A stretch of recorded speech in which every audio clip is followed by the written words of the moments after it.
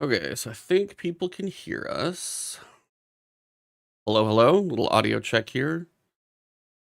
How are we? Audio check. Whoa, whoops, that's not what I wanted to do. How do I pop out this screen? There we go. Pop out for daddy. Let's do that Discord. That one's there. Ugh, my tie's all askew. Looking like a ne'er-do-well.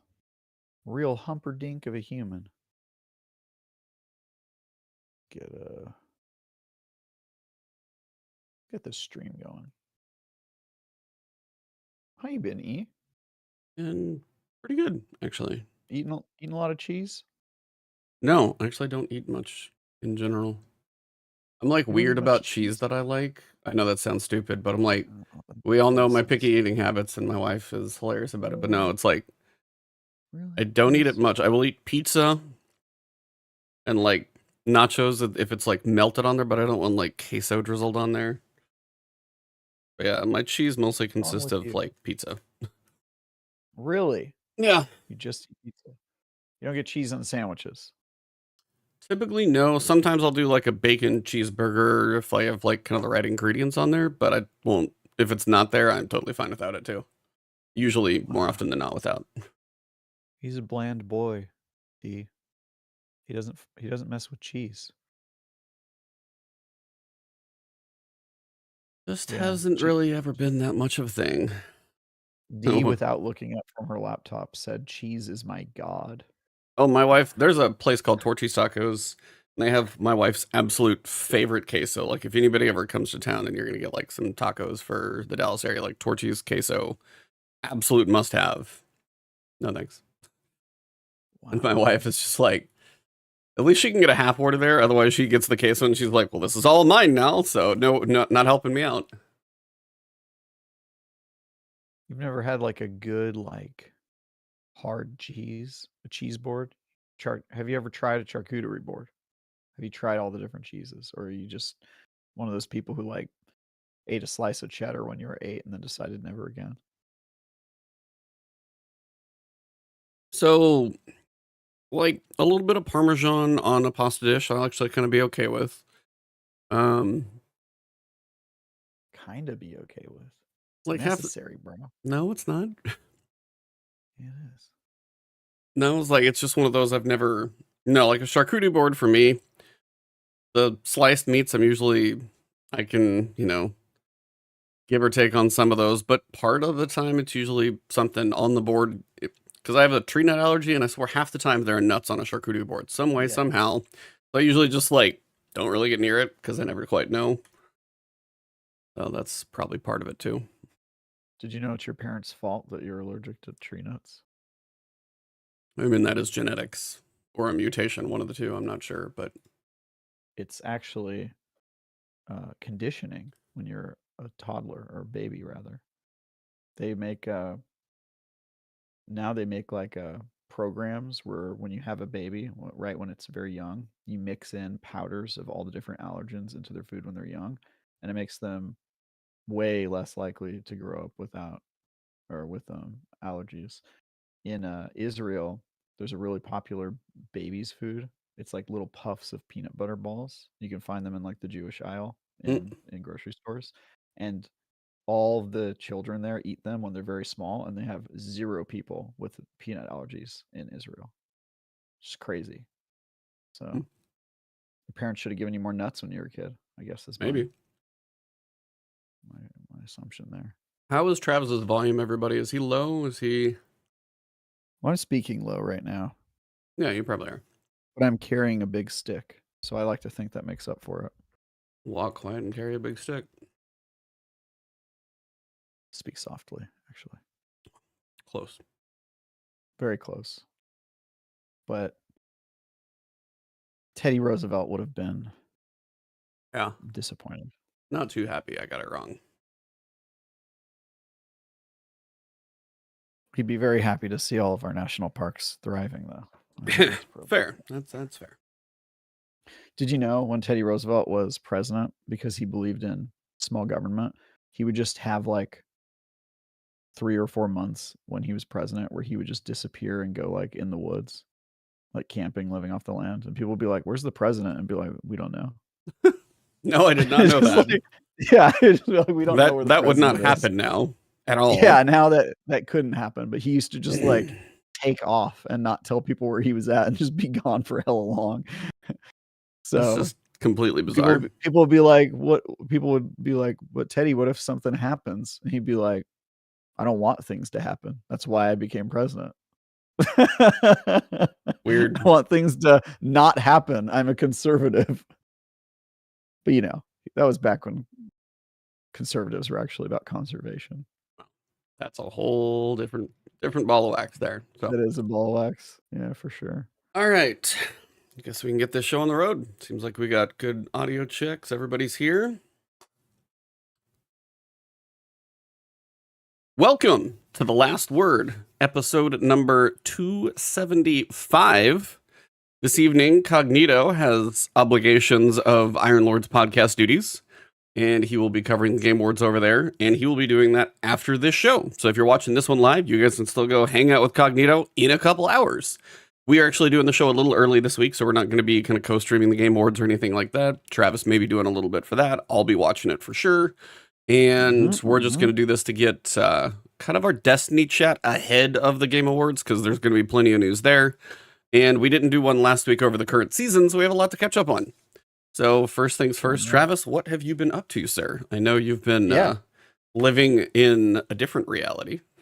I have been living in a different reality. I'll get to that. But yeah, I'm very excited about the Game Awards.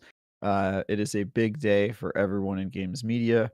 I'm actually covering the Game Awards, meaning I actually have been pre-briefed on some of the announcements and have my articles ready to publish once the trailers and announcements play and all that. So very excited about that. And that's what I'm going to be doing right after this, which is why we're doing the show early. So thank you, E, for accommodating me. Yeah, no problem. Yeah, I've been deep in review land. I just got done reviewing the 1.0 release of the Anacrusis, which is made by some former Left 4 Dead devs, and it is a very, very, very Left 4 Dead game. It's running around with 4 players in co-op, shooting your way to the next safe room and then moving on. I'm not sure if that review is live yet, so I probably shouldn't talk about it unless I know for sure. But that review's done, and I think we'll be getting posted today, if not tomorrow. Or it might already be posted. I actually don't know. There's no embargo on it because the game is already out. And then my next review is Asgard's Wrath 2, which is a 100+ hour open world RPG completely in VR.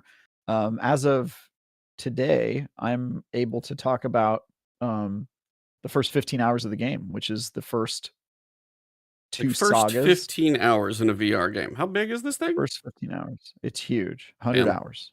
Wow. At least.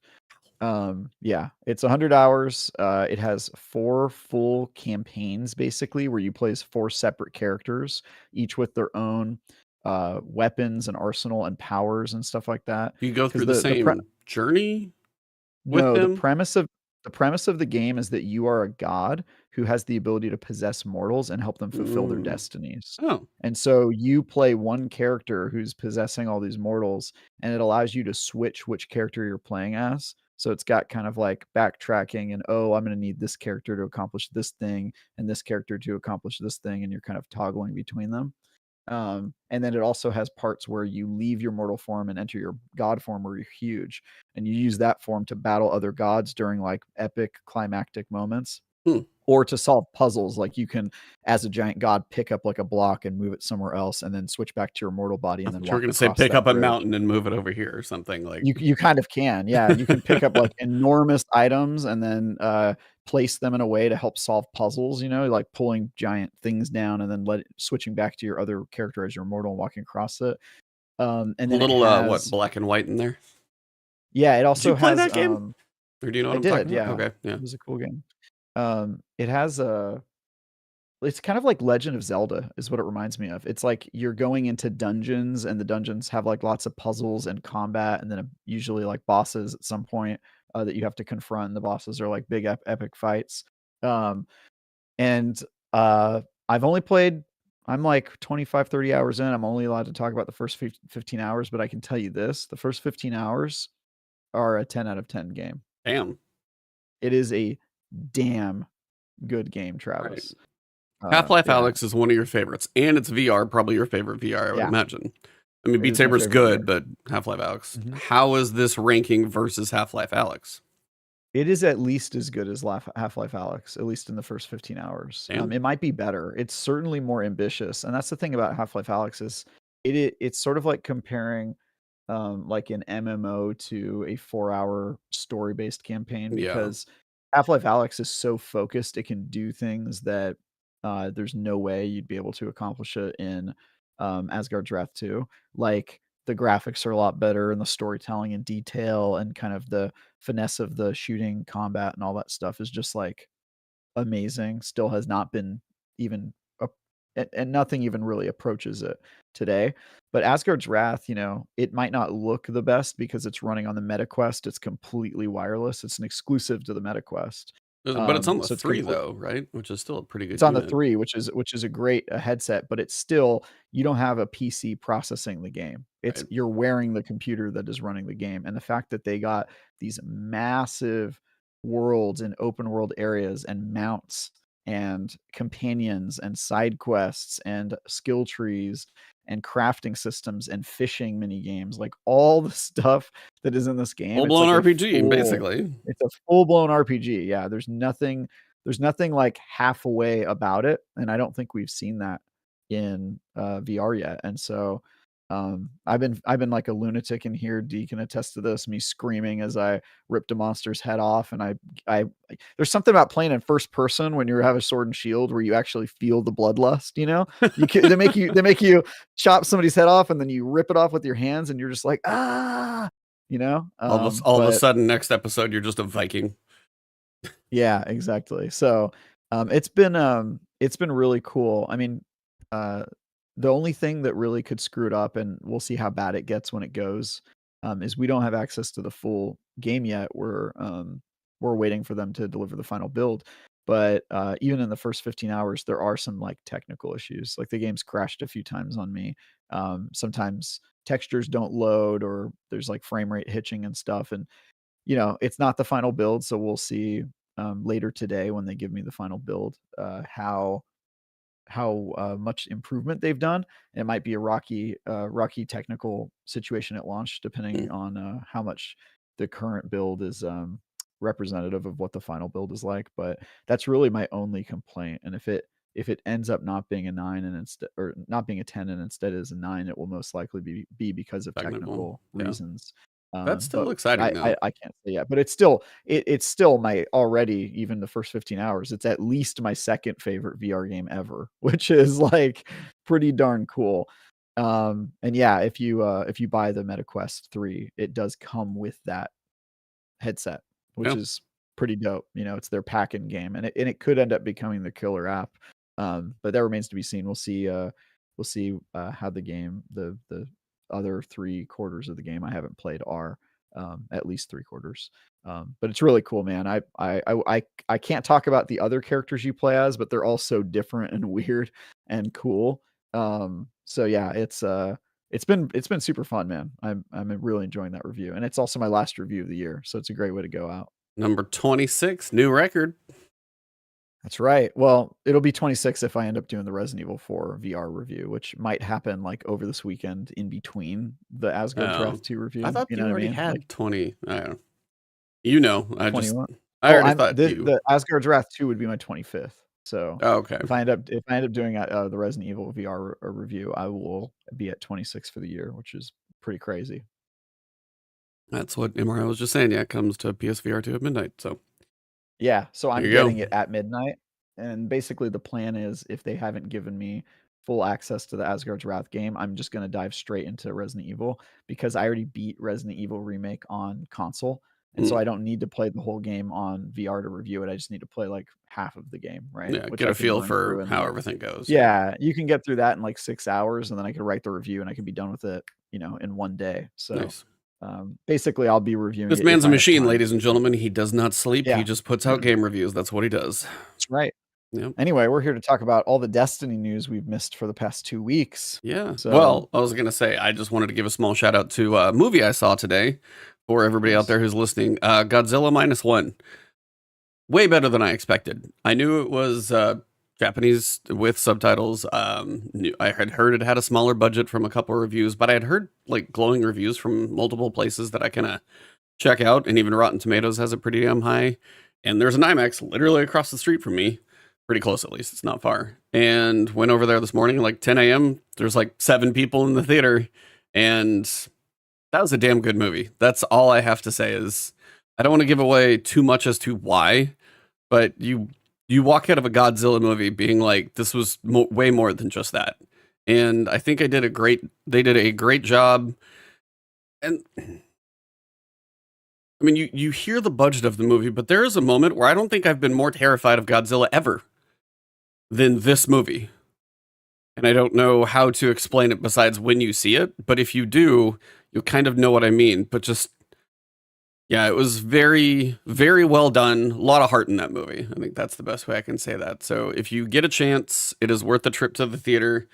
I know Japanese subtitles may not be for everybody, but honestly, I feel like that gave more gravity and weight than any English dub could ever do, because it was well worth the journey to see that. So yeah, that was fantastic. And then this morning I actually jumped into Lego Fortnite, the little survival game, and yeah.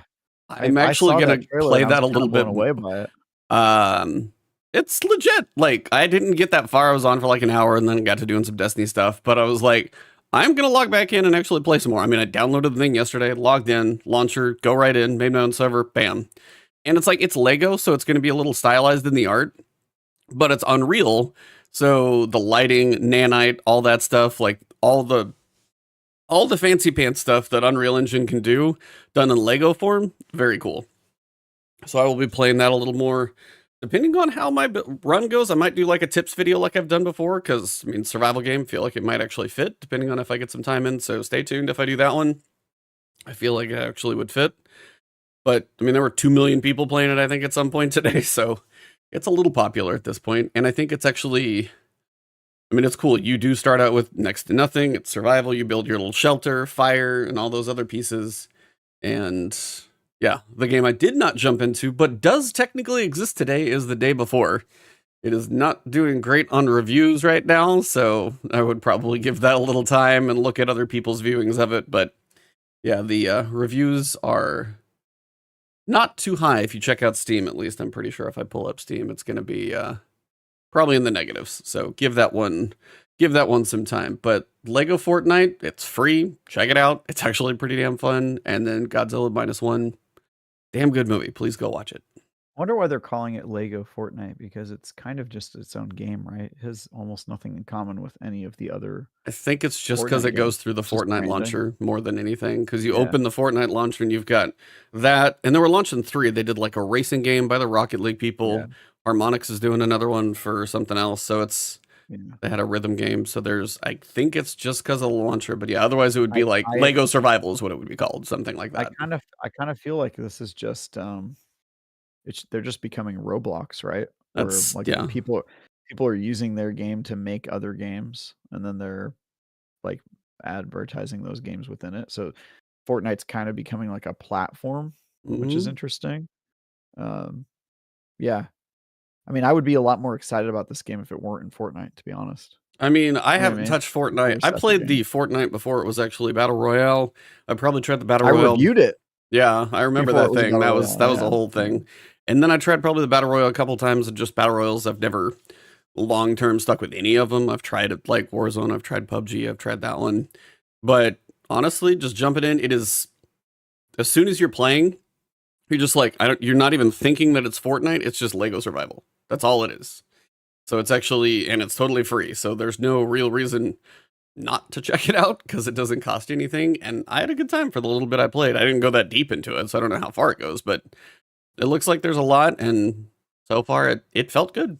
So nice. I will have to put a little more time in and see how worth it is. But yeah, about a week and a half ago now, we got a new season of Destiny, and we haven't talked about it one iota on this podcast. Because last week that was a special show. That was a really, really fun show having Morla Gorrondona on last week. Had really fun talking to her, getting the stories in. Kind of Travis had the softball, not the softball questions. You had the oddball questions to keep it interesting. It was fun. I enjoyed that. So go check out last week's episode if you missed that. Yeah, thanks to Morla for fulfilling our last wish. That was our 15th wish. There you go. It was the season of the wish. Our wishes came true. Yep. Isn't that nice? Well played. Poetic. Well played. Well, Season of the Wish launched last Tuesday, and I think one of the, we'll get to the content and stuff that launched, but we didn't even talk about the starter pack last week. I mean, I know it's old news at this point because it's been pulled down, but combination of the IGN article that Rebecca Valentine dropped this week, which shout out to her, she's going to be like rivaling. She's a beast. Like her sources, very reliable, very good information, well-written articles. She puts in the investigative work. She really does. She's got that knack. Well, I don't know if she came from that before and now took it to video games, but yeah, she's definitely getting into that one. She's a real journalist. Yeah. Yes. So yeah, that didn't help anything. But yeah, last week we got a starter pack, which pay to lose starter pack. It was $15. It was the most odd collection of Ruinous Effigy, which just made me laugh. And then 2 other exotics, which I can't even remember right now, but none of them were worth much of anything. And then it was like 1 Ascendant Shard, 1 Enhancement Prism, which I can get more than that in a strike, 125,000 Glimmer, and something else. And that was the starter pack. And that lasted 48 hours. Is that about right? Because they took it down about around then. No, it was 24 hours. I couldn't remember how long it took. I wrote an article about this the day that it happened, and then the PR guy at Bungie, because I asked him for a comment, he got back to me immediately and was like, yeah, Bungie's not going to want to comment on that. And then the next day when they took it down, he pinged me and he was like, so I guess there's your comment. So yeah, I ended up updating the article to include Bungie's decision to remove it, but it was pretty interesting.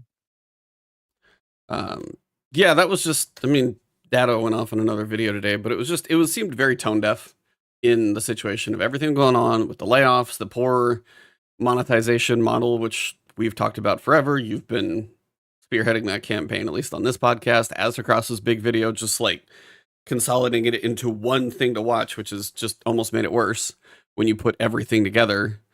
Doing all of that and then now dropping a starter pack with a new season just didn't feel right. It did feel, and then we're seeing more where Bungie's in financial trouble. Sony has the possibility to, I mean, per Rebecca's sources, sounds like if revenue is not hit, if they miss marks enough, if they don't follow through with their obligations, Sony has the opportunity to wipe the board and start over and then choose to do what they want to do with that company, which they would be dumb to gut it completely for sure, because there's way too much talent there, but also they would be making different decisions, which some people are like, well, maybe could it be better? Could it be worse?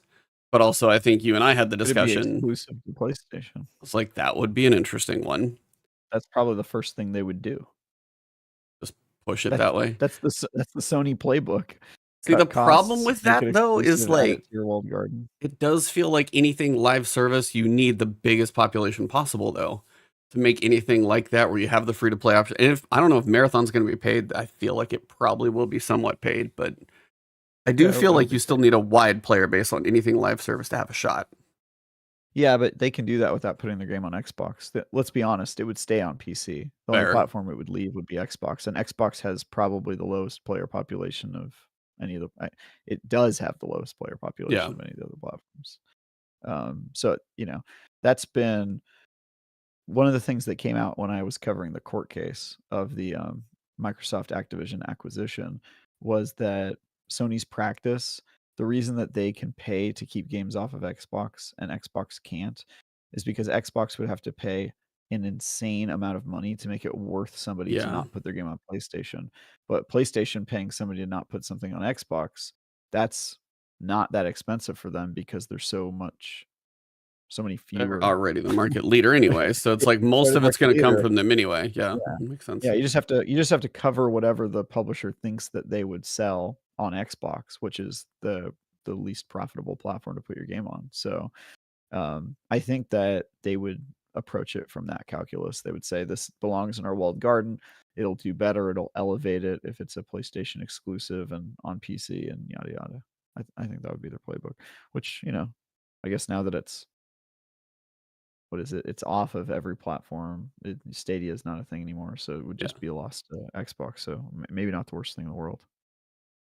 Yeah, I don't know. I mean, that's Cog would be pissed. Cog would be Cog's an Xbox absolutely guy. livid. Yeah, it's like he plays on Yeah. PC some too, but yeah, he would. I mean, you want to piss off like a lot of people. It's like depending on how big the player base is, but yeah, that would be a PR bit of a nightmare. But I mean, I could see them doing it more with Marathon, not with the current existing Destiny. But I could see them Yeah. saying, "Hey, Marathon's not out yet. We own this now. If you want to play Marathon, you can come to PlayStation." I would be a little surprised if they pulled that to say if they like pulled future episodes or whatever they do next for Destiny off. Now Destiny 3, man, that would be an interesting thing if they really took it over and they finally got to that. And that would be a difference though, is if you know, if we get the episodes and then it was all of a sudden Bungie's going to take a break from Destiny for a while and then they come back and say, "Hey, come play Destiny 3 on PlayStation or PC." Now that would be a whole different like situation. But if it's ongoing for Destiny 2, I would see that staying. But if Sony took over, I could see Marathon going that way. It's still like any type of I mean, it's like Tarkov is on PC, but I feel like they would still want as many people on it as possible. I don't know. That'll be an interesting thing to watch. But yeah, the starter kit was taken down shortly thereafter. People were just pissed because it was stupid and it was a ripoff. Like even the reviews on it were mixed for people who actually purchased the thing. And then they figured out and probably asked what it was. So it's one of those things that seems very tone deaf, in my opinion, because you've got so many people that would tell you not to do it, but somebody still felt like hitting the go button because they thought they could make some money off of it. But yeah, my guess is it probably happened without a lot of people in Bungie knowing about it or having awareness that it was going to happen. Because those are always the things that get you, or somebody just figured it was fine. Didn't put it past the right people, especially since their community team is smaller. It might even have been harder to get that thing cleared. I don't know. But yeah, I tend to agree. I think it was a bad call. It also, I think, crossed a line. I know somebody jokingly called it pay to lose, but it actually does have, it does give player in-game advantages. So I would say it falls under the quote pay to win category. And that is a line that Destiny has flirted with in the past, with people being able to get materials and stuff that helps them. You could get your Sparrow faster if you spent money in D2 vanilla. You know, there were things that kind of got close to it, and they've also done things that were like time savers, like getting to buy the transmog stuff instead of having to wait and grind those out. But this, I think, crossed a really important line. And the thing, I mean, it's good that Bungie took it down. I'll give them credit for that. They took it down and they took it down quick. But I think the reason that they gave for taking it down was a complete wrong reason. It didn't show me that they had learned. Because I read that and I was not. The reason they said like, "Oh, it didn't spark joy," you know, like they were. That was such PR BS completely. Yeah. That's one of those, I know there's PR who wrote that. 100% get that. But I also feel like when you put your foot in the mouth that bad, you almost just be like, we thought this might have been something. Obviously, we read the room wrong and we're sorry. I feel like that would have, in this state right now, still would have done more of a favor to say, just we messed up. Just own it. And I feel like that's one of those times where the PR made it worse. Yeah, I wouldn't even say that the owning it is what I wanted to hear. What I wanted to hear was them say, "We do not believe in microtransactions that have an impact on the game," which they didn't say. And I think that's kind of important that they chose to not say that, because they could have very easily said, "Hey, look, we have no plans to do this." But in their taking it back, they basically just said, "Hey, this wasn't the right package." Not that we're not going to do it or that we don't believe in this as a valid strategy. They were just like, this is the wrong items, wrong target, wrong price point, etc. And that's really not the answer I was looking for. I was looking for, hey, look, we still are very opposed to microtransactions that give player in-game advantages, and we're not going to do this sort of thing in the future. Well, I also But saw, we didn't well, get like that. getting into that as well, and is where I feel like, you're pay to win. You buy a season pass, you get a free exotic. You've got the deep side harmonizers that are in the season pass, not the free to play. Another content creator I saw on day one was level 100 in like couple hours. Why? Because they bought every level in the season pass. So that is, in a sense, now, because the artifact does involve your bonus power level. If you buy all that, you're instantly there at your plus 12, 13, 14 bonus power level. And then guess what? Dungeon launches on Friday. You've got your bonus power level done out of the way. Like, I went to the dungeon at 1820, so I had plus 10 because I had saved up bounties and I did a lot of bounties over the couple days before it. But just 2 hours, you just buy it and you're done. And that's just another example where they will let you buy. I mean, the transmog stuff is still just really pathetic. Almost sounds like the wrong word, but it just, the transmog stuff. And yeah, it's sad. It's like, that is free in like so many other games because you earn it. You want to look a certain way. Diablo did it. Outriders did it. Like, you've seen it done so many ways just fine. Like, you can make a cool cosmetic in there, and then you can also allow somebody to look a certain way. That's one thing, and then you can earn them in game. Like the Iron Banner ornaments now, you can literally spend engrams on ornaments, but then you still have to unlock the ornament with Synthweave. That's a weird thing that I saw for Iron Banner this week, is the fact that you're buying ornaments with the engrams, which is time you spend in the game to earn the engram. But unfortunately, then the ornament still needs unlocked with Synthweave that you've got to go do. It's just not good. It's compounding on itself at this point. It just seems to not be going anywhere but a little bit worse every time they try something. Yeah. So that's pretty troubling to me. I think if Destiny ever goes full, pay to win, if something like this ever makes it through and they just decide it's going to happen, I think I just have to give up on the game at that point. Like, obviously I'll still review it and stuff because I still know a lot about it, but I don't think I'll be a weekly player logging on to the season passes and all that. It's not the type of world that I want to spend a lot of time in, if that's how it is. And you're right, artifact power levels do affect in-game stuff, but I guess my justification for that has been the power's very easy to get without spending money. You don't have to get to a level 100 to get it's to 1820. a minimal thing for sure, but it's like, very minimal thing. It's just the fact that if play somebody for a couple hours. if a whale wants to, they could. And that's kind of one of those things where somebody's like, hey, to me is maybe unintended. Like, I don't know if they intended that part. They probably just, it's probably just a historical thing from when they had artifact power level before there were. Well, they used to say, like, at the end of a season, if you haven't been able to play that much this season, but you want to unlock everything on the season pass, you could buy the last couple of levels or whatever it is if you wanted to do that. And now it's like day one, do whatever you want. Like, they even have, there's something advertised in Eververse as you're roaming through the new store. It's like, buy 10 extra levels or something like that. It's right there, the first thing. Yeah, it's your booster. The season booster, yeah. Yeah. That's true. And I remember them making that announcement when they announced their first season pass model. They were like, hey, look, you're not going to be able to just power through, but in the final weeks, we'll let you buy levels. And I remember thinking, oh, that's cool, they're doing that. And then they quietly just like changed their mind. Yeah. Which, I don't think, correct me if I'm wrong, E, I don't think there's a single monetization decision that Bungie has made since the Destiny launched in 9 years, almost 10 years. I don't think there's a single monetization change they've made that's been in favor of the players. I mean, I feel like progressively it has. Yeah, I mean, I would say over time, it's easily just gotten worse. I don't know if any have been so much for the players, but I would just say it's been more and more monetized, more and more stepping near, on top of, over the line, depending on what you're considering it. Yeah, I mean, I would say from the beginning, when it's like, hey, here's an expansion, hey, here's the Destiny, here's your expansion packs, and then there's the DLC of Taken King. But yes, I mean, it's just been probably more and more and more. It's been added on here and there.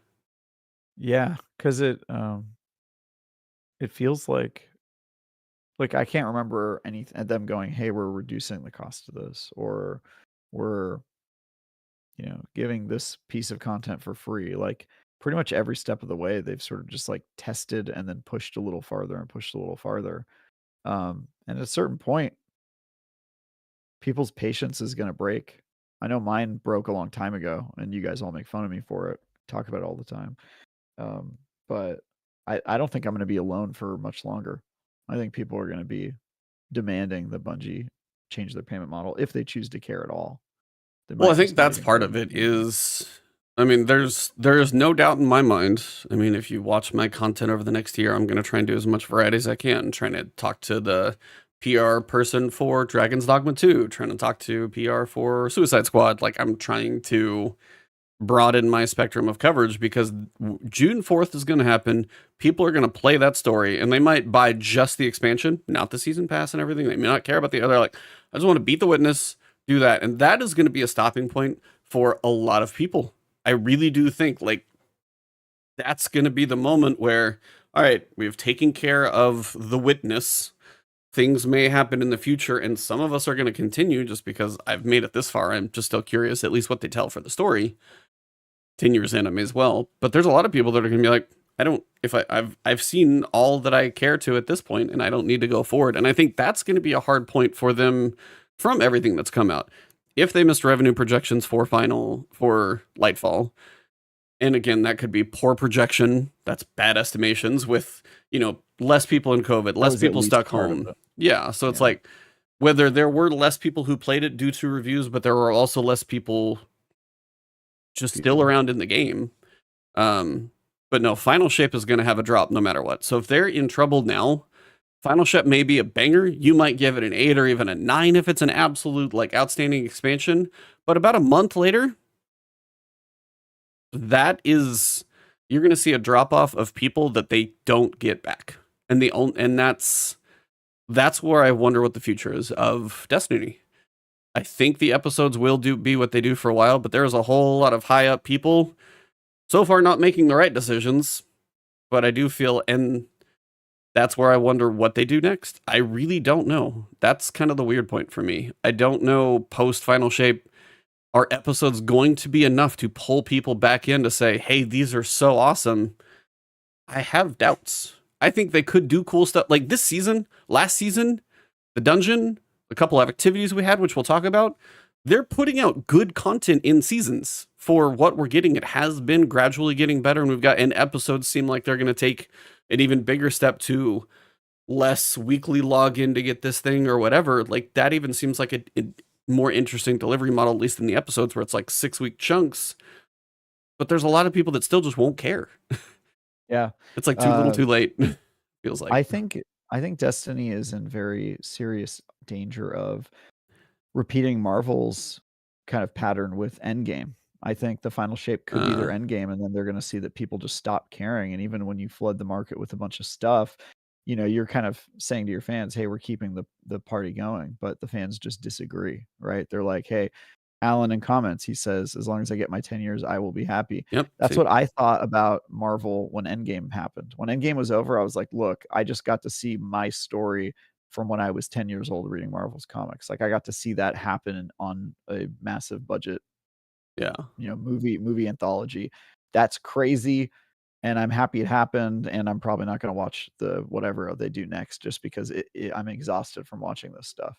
And I think Destiny's in a lot of danger to be in a very similar situation where they're going to say, all right, well, Destiny 2, the main story's over, but we've got all this great content lined up, and the fans are just going to be like, yeah, we don't care about that. And I think that's a real possibility. Also, shout out to NorCal BMX, McClunky friend, McClunky. Yeah, so I mean, we already know now. It's officially. I guess they did the official delay since we had our show. Because I'm trying to, because they did that the Monday before the season came out, is when I talked about the delay announcement on Bitcast on Sunday, so it would have had to happen, Yeah, it was before last Sunday. So yeah, I mean the delay is official. We know it's June 4th, which you think that's the real day. I have a hunch that it is, just because that does feel I feel like Final Shape was in development, and then Nightfall got shoved in between its development. So there was some work done on Lightfall previously, and then you've had the time to actually probably be a normal development cycle for Final Shape that would have been post like Lightfall and as things are progressing, and then now with the delay. I do feel like while they wanted some time, I do feel like that date's probably about right to get what we're going to get. I don't expect 4 months to be a new subclass or anything stupidly crazy. More polish on the game, more side things, maybe some mysteries or puzzles in the game. That type of stuff I could see them adding in about 4 months kind of thing. But I do not see that 3 months. It's like 3 months and a week. It's not 4 months. But I don't see them pulling out crazy, oh, by the way, we were holding this thing back that we just didn't quite tell you, and the delay allowed us to give you a 6th subclass. Like, that I do not see. There's some people that are hoping for something like that, but I think that you could pretty much rule that out based on the reporting that was done after the layoffs. A bunch of yeah, because I think some of the people that got laid off were QA people, right? And some of them said that the internal sentiment around the last shape, the final shape, was that it was good, not great. yep, And that's coming from them. I mean, yeah, I don't know what they thought about Lightfall, but I know that there were at least some people on the team that didn't think it was amazing because I could just feel that energy from them when they did previews, preview events. But yeah, it's an interesting situation because I don't know that the months that they've added is enough for them to drastically change the fate of the game. But maybe it is. Maybe they're close to making it amazing and they just need a couple more months. yeah. Yeah. We'll see. But yeah, my guess is they probably don't want it to get much farther because then they want to be able to get into episodes. So they do still need, at some point, that pin to drop and then them go into episodes 2 weeks later. But yeah, so that delay is official. Then the next day we actually got the season launch, starter kit we talked about.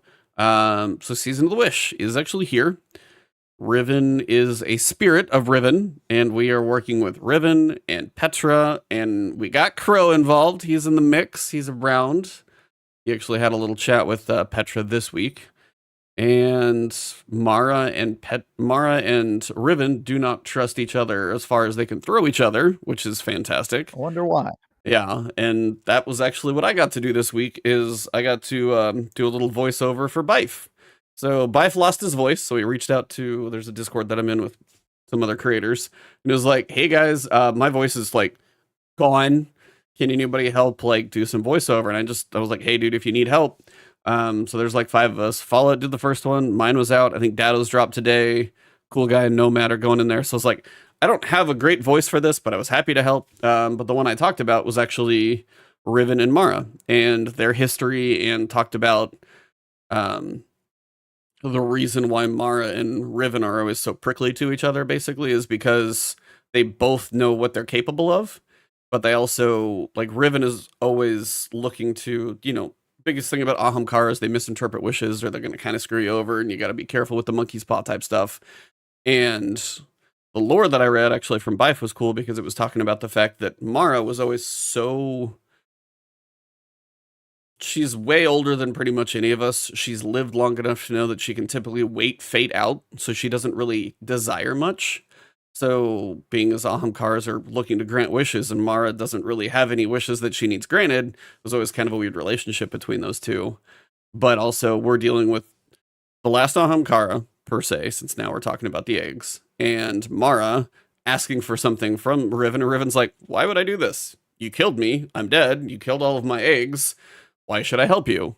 And then we figure out about the clutch of uncorrupted eggs that do exist, and now we're going to be going through our weekly hunt of eggs so we can get our wish. So, how's this season's story treating you? I don't know how much you've got to see it. I've seen everything that's out so far, and did the new dungeon. Oh, you did it? So yeah, I did it. So Nice. I'm feeling pretty caught up on it. I think we did the dungeon 2 nights ago. So yeah, it was fun. I think the season's okay. As usual, I'm not wild about the seasonal stories, and I think this one so far, I've got the usual pacing problems. The plot is extremely predictable. Of like, hey, we need our wish granted, and what is our wish? Oh, we wish that the ending of Lightfall made any sense, and we could follow the witness through the portal, which is cool. The new event that people are very excited about, what's it called? Coil. Oil, thank you. I did not do a full run of that. I played part of it, and then I realized it was like a 90-minute activity, and I was like, I don't know why I don't have time for this. I thought it was going to be like 20 minutes, So and it was not. the Riven's Lair is about your like 15-minute run because it's one cycle, and then the Coil you go for 4, escalatingly a little bit more difficult with a little bit of the pick your buff with the currency that you've got kind of thing per run. So it's like each full run is like a Hades door pick, and then you kind of spend your currency. It's a little bit like that, but it's like full cycles. They get a little bit harder. I've soloed the entire thing, so it did take me about an hour and 40 minutes, hour and 30 minutes, something like that. But the amount of loot you get in the Coil, if you're like, hey, I just want to get like a lot of drops for this season. So in each one of the traversal sections, because there's like mini boss and boss for each run, the traversal sections, if you find enough of the pots that are sitting around, you get enough of these like crystal shards, which are your score, you'll unlock a little treasure room with a chest, and you'll get 1 or 2 weapons from that. Next traversal section, 1 or 2 weapons from that. When you beat the boss and you go back to Riven, you're going to get some loot there. You'll do that 4 times. So you've got 3 different drops 4 times. So that's 12-minute weapons minimum. I've probably averaged 1 to 2 on average. So it's like 18 weapon drops or whatever, or gear at least. And then if you get a platinum run, which you just got to basically find all the stuff as you're going through, then there's like 3 or 4 more chests that you can pick at the end. So for your time spent getting 15, 20 different drops, it has got to be one of the most generous things if you're willing to put the time in. So that I will say is like, if you're looking for seasonal drops, it is going to shower on you. Yeah, I'm not. So to me, I'm not really like dying for some of the seasonal drops. So Menagerie, I always thought was overrated. I think people actually like that activity because seasonal activities were so bad back then, and Menagerie was the first one that wasn't completely shitty. And also there was a bug that allowed them to just like farm way too much loot. The run back and forth. I remember that. That run back and forth bug. So I think people kind of overpraise those days, and I saw a ton of praise for Coil, and I don't really get it. Granted, I still haven't finished a run, and I'm sure the rewards are cool, but what I did play, I was just like, all right, this is kind of the same. I think for me, the fact that I can run through it solo, it has matchmaking in it or private, so you have the option for both. And if you run through it solo, the objectives aren't so hard that you probably can't like, hey, you need to start a damage phase or something. I can probably kick off the damage phase on my own, and then it seems to work well enough that there's a little bit of a mechanic, but then if you're match made, you can still knock it out. And if you want to put in the time on a long one, you can finish the whole damn thing. And for people who are wanting to spend time in it, I think that's kind of the thing is like, we're just kind of apathetic to a lot of loot right now. That a cool activity that showers you with stuff right now, with crafting and other stuff, you're like, oh, I got a couple red borders that run, cool. But a lot of it is craftable. The Dreaming City weapons have some updates. So it's kind of that. I think it's more the fact that like if we were getting this type of loot when it was just random rolls and there was no crafting, people would be spending time in there because you could get a whole bunch of random rolls trying to get a god roll. At this point, right. Do I need one more of fill in the blank whatever?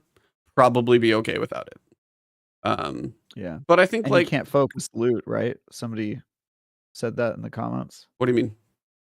You can't focus loot in Coil. So at certain thresholds, you'll actually get back to Riven, and then you can pick armor or weapon chest as kind of your reward for that circuit. And it'll even be like, specific.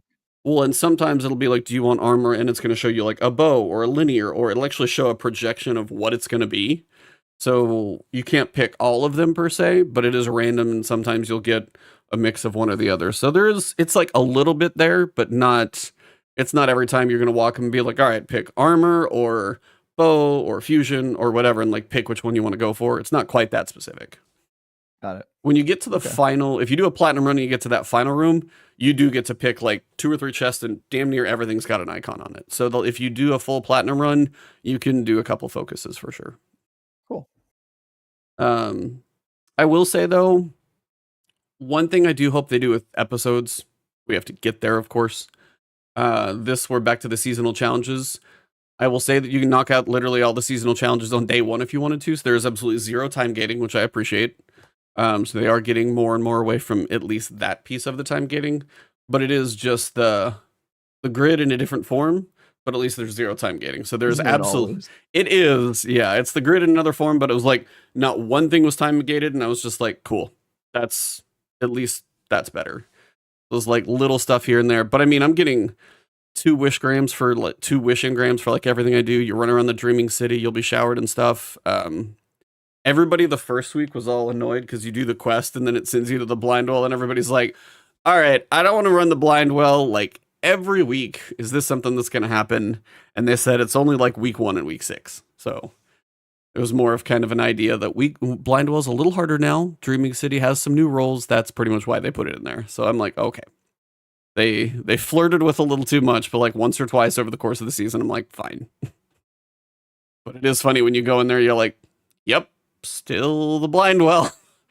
Not much has changed. Same bosses, same mechanics, same. And I think that's part of why no matter how much they add, that's kind of the thing. Is like you could do Final Shape and add 4 strikes. But is that really going to be the thing that is a game changer long term? No, it's not. And that's, I think, where Destiny 2 is just long in the tooth. Yeah. So for me, I enjoyed like doing one solo. And then there's this one guy somewhere in your 4 circuits called the Glass Collector. And he's going to give you like 20 some odd thousand points worth of glass that you need to get to the platinum. And I just started a circuit and he was looking right below me. So I just nuked him. And I just worked my way through everything else slowly but surely, and I was like, "Cool, platinum." All right, now that I've done that, now I'm kind of good. I soloed a platinum. Not sure a whole lot else. There's some star cats for collectibles for the seal, which I'm doing a video on those every week. But yeah, it's Riven's Lair is 1 circuit without the like points and the hidden chests, and then the coil is just 4 of them, and however much you want to get through. But yeah, it is basically 1 activity this season. Unfortunate.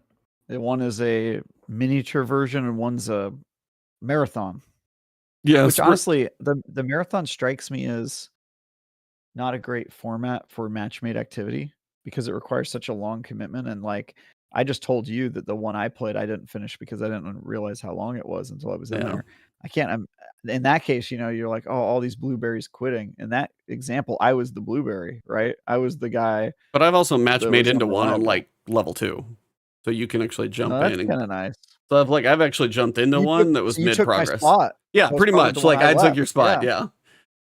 That's nice.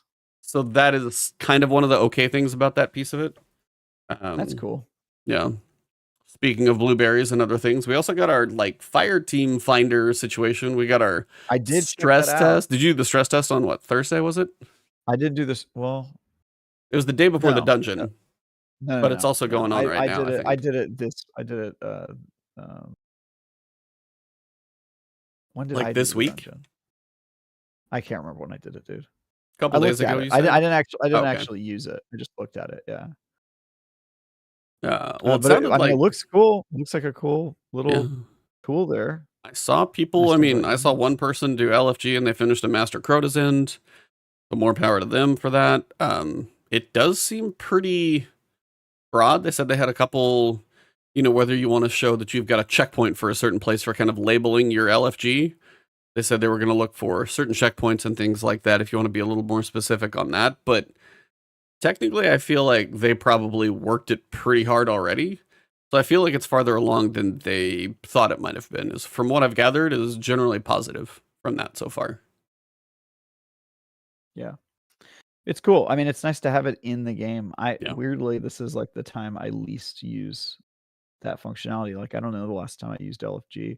I usually just matchmake, or if I do a raid or a dungeon, it's people I know. So it's just an odd time for this to come out, but I'm sure, hey, look, anything that makes it easier for solo players or especially new players to play the game, I'm in favor of. Yeah, So the new I'm players happy this got- especially. Yeah.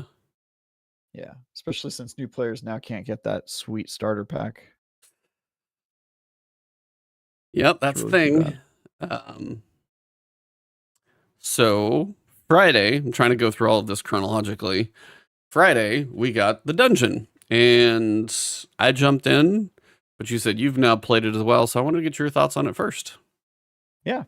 I thought it was pretty good. I liked that it wasn't as long as the last one. Because I did that one until I got the exotic, and it was like I was not looking forward to it every week. Yeah. So I like that. I like that this one's a fair bit shorter. I got like Dark Souls 2 vibes from this entire dungeon, which is kind of weird. And I was commenting. Oh, I on did that while too. we were playing Hardcore. it. Yeah, Dark Souls is the thing Yeah. I've heard everywhere I've been. Yeah. Oh, are people saying that? Oh yeah. I mean, I walked in. I was like, which Dark Souls bridge is what I said in my head. There was a point where you get to a bridge. I'm like, this is a Dark Souls bridge, like 100%. Because it's the one that I'm picturing. I don't know if it's 1, because I played Dark Souls 1 remastered. That's probably what it is, because 3 was way ago. It's probably 1 with the dragon who flies over on the bridge, and that's what it made me think of. It was the Dark Souls 1 kind of all over it. What's the name of the final boss? It's like Hefna or something like that. Hefnd, Heffend or something like that. I don't know how to pronounce it. Heffend. Yeah. Heffend. Bones of Heffend. I liked saying that a lot. Bones of Heffend. Yeah, that was nice. Yeah, running around finding bones, killing a giant eyeball.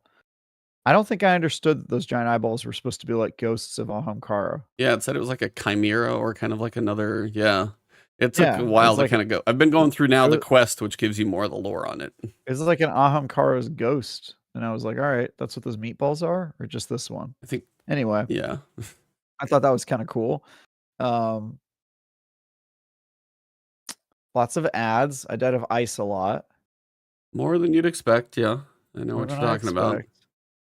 Yeah, man, it was cool. I mean, I like the part where you got thrown in jail. That was very fun and interesting. That took us a little while, and we actually. I went back in for my guide, and I looked down. I'm like, it made perfect sense when I was looking at all of them, but you're just kind of communicating, so I couldn't see everything.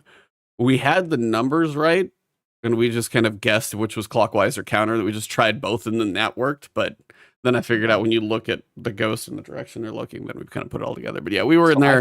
I figured out the puzzle, but I was playing with 2 people who had done the raid before or the dungeon before, and so they were trying to not help me with anything because I told them not to. Oh, yeah. And so I was figuring out every encounter on my own, which is easy. Like it's a pretty easy raid to figure out or dungeon to figure out the mechanics for. So I was learning pretty quick. And then when we got to that one, I was like, don't help me, I'll solve it on my own, and not realizing it was a 3-person puzzle. So after a while, I had a theory about how it worked because I did notice the tallies on the ground and was putting that together. And then I was like, all right, you guys are going to have to help me shoot them. And then they were laughing because they were like, no, Travis, you said we're not allowed to help you. You'll be there forever then. Well, now I have to. I need your help. I know that this is a more than 1-person job, but it was cool, man. I think dungeons are I probably like them more than raids, mostly because the raids they do now are a lot of them are reprises or mechanics that feel like I've done them a million times, standing on plates, throwing balls. And I feel like dungeons, they take more risks, whether it's the standing in light or standing in shadow from Prophecy was very good. Yep. That one's very cool. This one, I just feel like they're less afraid of, because there's not a contest around it and this sense of purity or whatever it is that they're doing. But we haven't done a dungeon yet where they put like 4 artifacts from old raids and smashed that into one encounter. We haven't gotten to that point yet. So I don't know. Dungeons feel more pure to me, and I like them when they're shorter. So I think that was my favorite part of the season, if it counts as part of the season, because I think they sell it separately. I consider them part of the season, but yeah. The fact that Ikora is a DLC vendor now is pretty offensive to me, to be honest. Is that where you go buy like expansion stuff? Is through her? I thought you just did it through Eververse. You buy the dungeons from Ikora. Oh, I think you can get most of them through Eververse too, but maybe you probably can buy them there, but you pick them up from Ikora either way, which is, to me, it's kind of weird. It's like, what the why is Ikora giving you this DLC? It's very bizarre.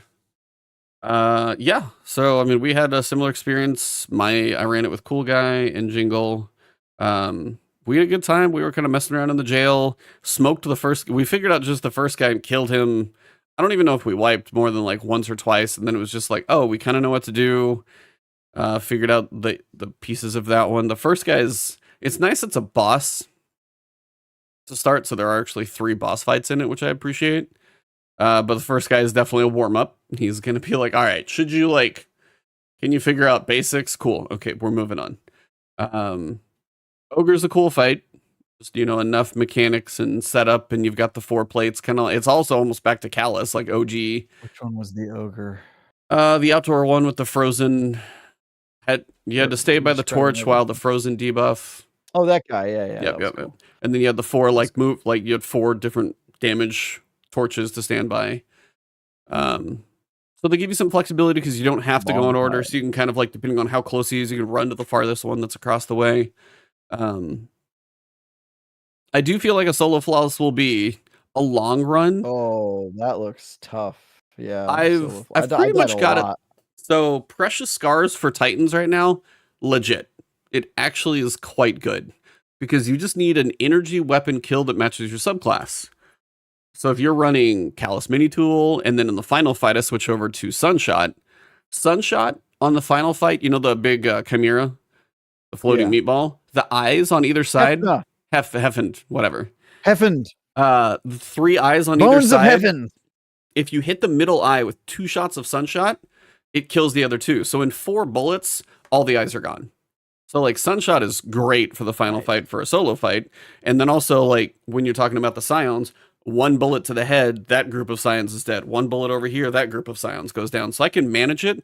And then every one of those solar weapon kills I've got is giving me restoration and continually healing me constantly. So Precious Scars for a Titan probably is going to be your easiest way to solo this season, I think, honestly. I mean, love that. Lorley was cool, but this is, if you can manage to get the kills, which this is a ton of ads, very manageable. I think it's actually, you can't get hit by 17 things all at once, but if you're doing okay, and I put on triple void resistance, because the meatballs, void shots, those actually hurt. Heffened, sorry. Heffened. Bones of Heffened. Bones of Heffened. But when how many bones of Heffened did you find? Did you find all the bones? I'm working through the quest and kind of recording clips. I think I'm on 5 right now because I was working on 5 what? Well, you get 1 for beating the final boss to start the quest, and then I found number 1, number 2, number 3, number 4, number 5. Bones of Heffened. Yeah. That's how many bones of Heffened you found? Yes.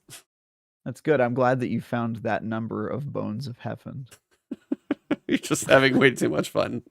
I just want to say it as many times as possible. Yeah. Say it with me, chat. Bones of Heffened.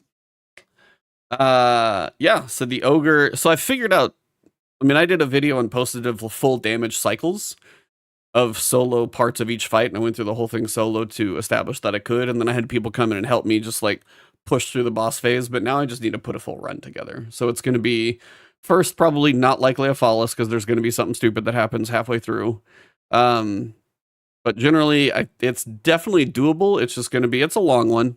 Just solo damage phases are going to be, I like the meatball, the 3 sets of chip damage, because it feels like you make a little bit of progress before the big damage phase at the top.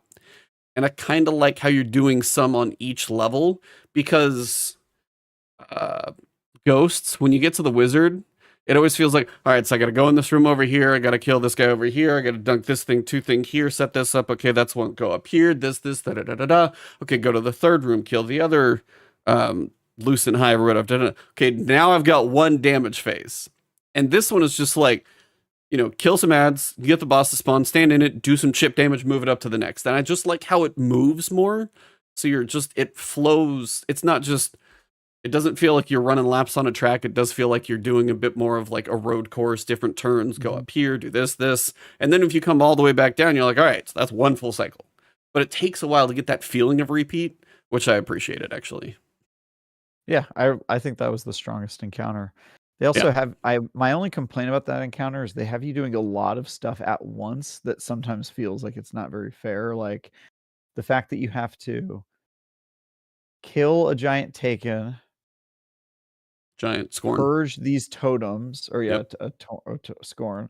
Purge these totems, melee somebody, and don't get meleeed back. Yep. And then do DPS. Like that's all happening at the same time, and they give you like 15 seconds to do that. It goes like well, and that's not why very much time at all. That's and why I was just like, I don't want like, them. dude, we were missing so many damage phases. Oh, like, yeah. like, you know, where there's like one round where it's like, okay, well, we killed all of the scorn and we meleeed our guys and nobody died. But wait, did we forget to get the Oh yeah, totems? the blight balls. The blight balls on the ground too. You got to manage those. Yeah, that too. Yeah, you have to manage those.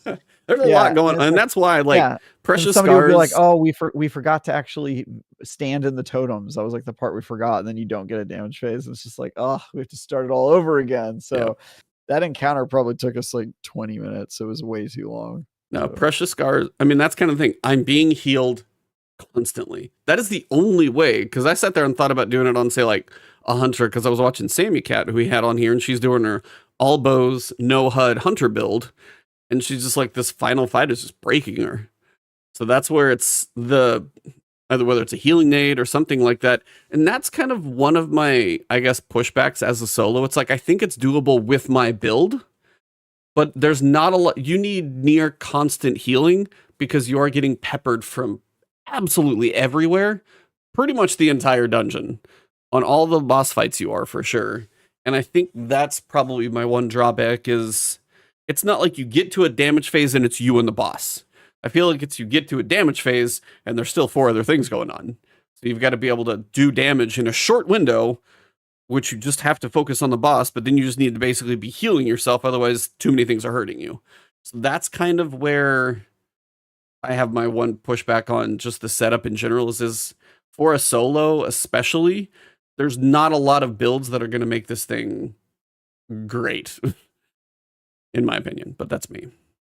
I was like, you'll watch Salta Grappa and he'll probably one phase the whole freaking dungeon in 30 minutes or something. So, probably just, get good. But in general, I do feel like for a lot of players, I do feel like need some consistent healing mechanic because the guys never stop. And I think that's one of those things from other games. You do typically get to a point in other games if you're focused on a big enemy that you're not constantly fighting something else. It is a focus of you and them. Or if it's a boss specifically that has ads, you manage them and then you work on. But Destiny is one of those games where some of that stuff just never stops. And after a while, you're just like, I get it. I know the ads are there. I fought them a lot. No breaks? Cool. All right. And then when you get to the damage phase on, say, like the Ogre, you've cleared all the scorn up here. You come down here, you clear the normal taken. Then when you're in the boss phase, it's like smaller taken that are coming after you. So it's a different set. Strand Titan, Solar Warlock. Yeah, and then the restoration timer not even being on the screen. Yeah, whatever buff you need, half the time isn't on the screen because that whole UI thing is still there. So. Yeah, I hate that. Overall, I do like it, though. I enjoy the aesthetic, as you said, the Dark Souls piece. It's a castle. I mean, you've got the dungeon and kind of the crypt and the underground areas, and you've got a little bit of the secrets that you go through. The trap chests, you'll be able to troll a lot of people with those early on, like first run through, be like, hey, go grab that chest for us. Wait for it. Oh yeah, I forgot about that part. Yeah, that's kind of stupid. There's a lot of trap chests, a lot more than I thought there would be. I didn't really get it. I was like, is there going to be a boss that's like a chest or? Well, I mean, we're all thinking of mimics is what we're thinking of from Dark Souls. That's what and they technically, if you stare at the chest for a little while, it has this like blue fog pop out of it. Yeah. So I caught onto that pretty quick too. Yeah. Well, when the first one killed somebody, I was like, okay, there's going to be traps. How do we know? Yeah, and the non-traps, they move, because one will be like, hey, here's a little bit of loot. Like, after you cross the bridge and there's that abomination, and behind it, there's a chest in there. I got loot from that on one run with somebody, and another time I was like, that's a fake chest. So I feel like I almost need to check more of them, because some of them now, I feel like if you're going to go, which one's the bonus chest? It could move. Didn't know that. So I could have easily missed some. Just assume they're all fake. Don't trust any of them. Yeah. You don't need the loot. Just buy the starter pack. That's the theme of this episode. But yeah, overall, it was definitely a high-ranking dungeon for me. I would say just in the balance of a lot of things, the challenge, the mechanics, the style. I mean, Fallout did his video on this as well. The loot is a little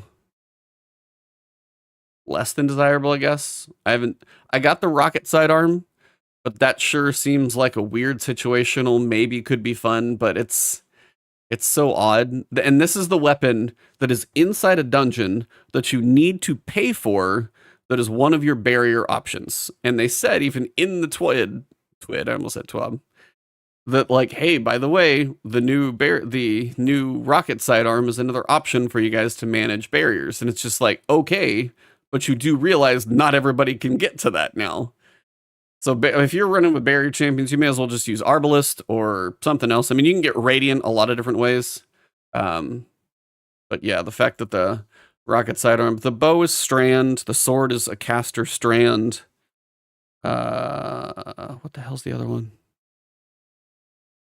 I forget. I don't know if there's any specific god rules. I'm sure on...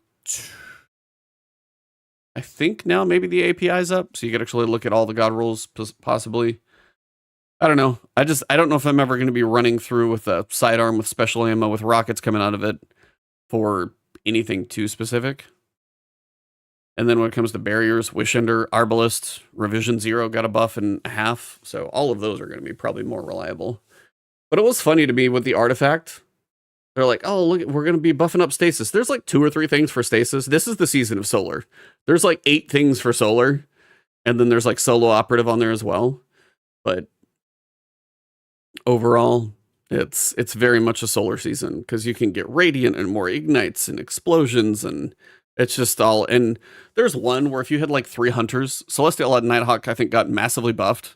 And then there's a thing where if you use your super near allies, it makes your super even stronger. So basically the 3 of you could cast your Celestial Nighthawk next to each other and just probably delete a massive chunk of any boss's health bar. So I know that's some awesome. Hunters together would probably absolutely delete some stuff. So that'll be fun. But the artifact very much is Solar, and I've just been enjoying my Solar Titan once again. Not really too far removed from what I do half the time.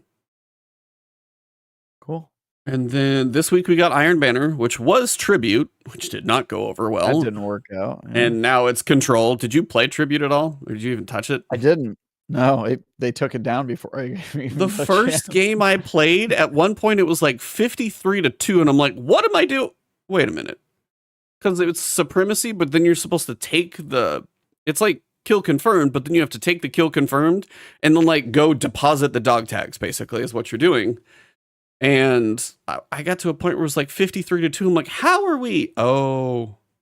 And then that kind of all sunk in. I had 1 or 2 games that were like a little bit... There was one we even came back and beat them. But the mechanics of like the little engrams that are like floating, some just sit there and bounce over and over. This really high bounce, and you got to wait for it to land. Kill somebody, they'll drop like 8 engrams, and you run in and deposit them real quick. It's not all bad, but it was just the way they have it set up, the way the deposit stations are set up, and then there's like a bonus round for the deposit stations. They threw it in there. Most people don't play objectives well anyway, and then on top of that, it wasn't exactly notified that it was a new thing to next to anybody. So it was just, I think, kind of poor delivery mechanism or something like that. This is where they need like a demo or like a splash screen that comes up and say, you know, if you click on Iron Banner, here's a couple of screens that pop up that you have to click through to be like, when you kill enemies, they're going to drop engrams. You need to pick up those engrams, and then you'll be able to deposit them into here for points.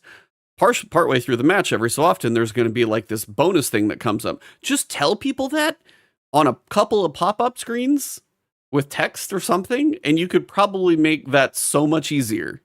That's like one of those things that I feel would not be that bad to do. I don't know what the programming effort is, but if you click on Iron Banner first time, would you like a tutorial on this mode? By default, it just goes to yes. And a couple of screens, you know, 1.5 pages each time, 3 pages, show it all, and you're good. But I didn't even know, because I didn't know Tribute was even a thing. I went in totally blind. I was like, oh, cool, Supremacy. I'll go pick up the engrams. Why are we losing by 50 points and I have 2, and I know I've killed like 5 people? Oh. Well... So yeah, it's Control now, pretty basic. I did mention the ornaments. At this point, you're just buying the armor set, because you still have to use Synthwave for the ornaments. You can get old armor sets. The Strand high impact auto rifle is basically a laser beam, the one that you get from Shaxx.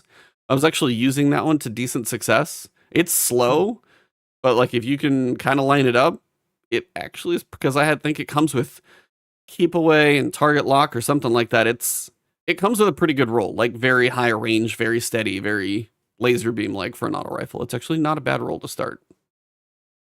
Cool. What else? I mean, that's 2 weeks of Destiny. I feel like I've talked a lot. Yeah, I mean, a lot has happened, but a lot is yeah, there's just been a lot around the community. Like we talked about the news that came out about from the Rebecca article, which is a lot of interesting implications we could talk about forever. But the in-game stuff, I mean, it hasn't been that much. There's been like a lot of controversies, but you know, start of a season is nowadays a lot more predictable, and so I don't know.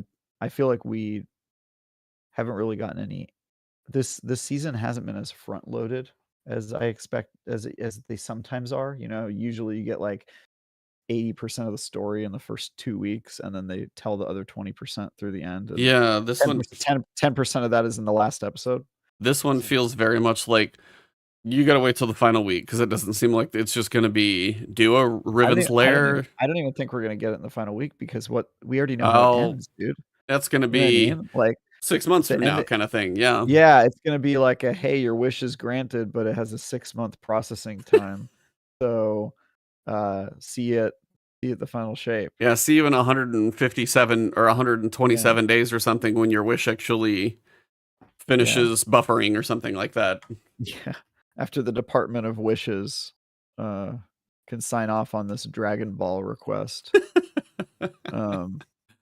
So yeah, I think this is probably going to be one of the weakest seasons in terms of story because it has the same problems as the Witch Queen year, where you know exactly how it ends because it has to end that way. Yeah. You know? Except for it's less interesting of a how do we get there though? Because when it came to like, oh, there's gonna be Hive Guardians, like, and we know Savathun's gonna break out of this crystal, like, but how is she gonna do it? And is somebody gonna die? There were like a lot of questions, and people felt like there was a lot of tension around the storm that they knew was brewing. Yeah, the stakes have kind of already Now been told we already us. know about this. Yeah, we know about the storm, and we know that it's not coming this season. You know what I mean? So it's just sort of I don't know. It's a little underwhelming. And you know, I have to hang out with Marsov, who I just don't care about too much. Crow's cool, Petra's cool, but yeah, I'm not feeling great about the story this season. Yeah, I mean, now that you say that, it is interesting to think. I mean, right now we are going through the season and we are finding the eggs. And when we find all the eggs, we say, "Here, Riven, can we have our wish?" "Yes, you can. Go in the portal."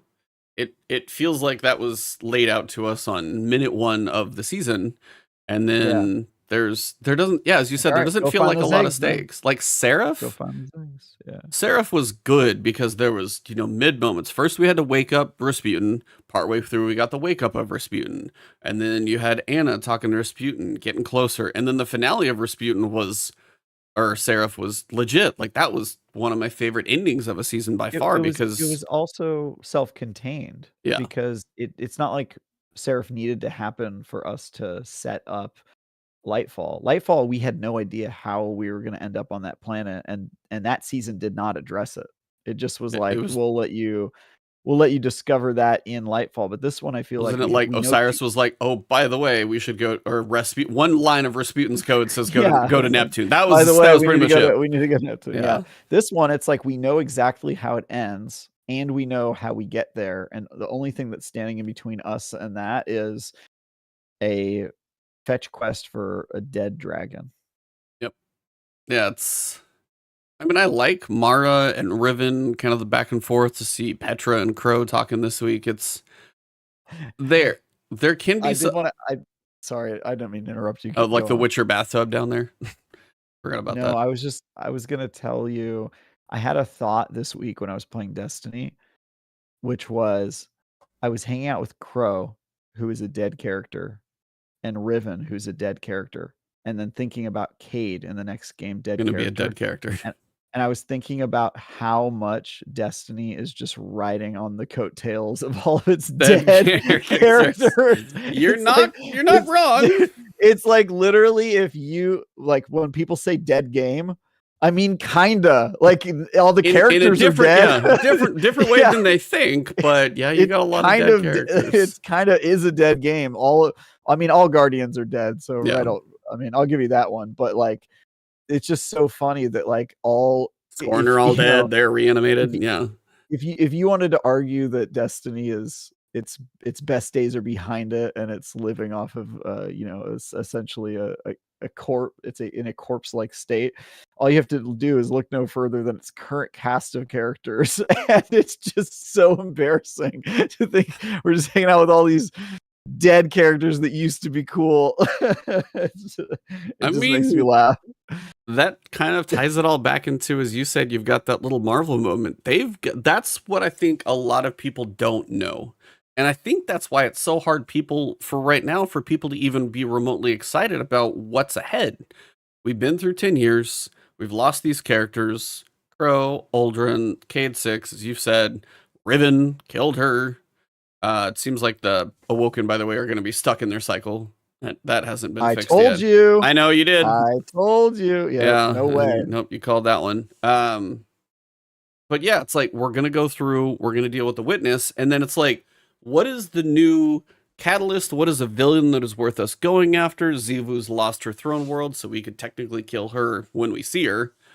Yeah, I think that's what and I think you probably are very right that the Marvel moment of not know, like we got to this moment, even if they land the plane, I don't know if they manage to take it off again, I don't know if they know where they're going with it.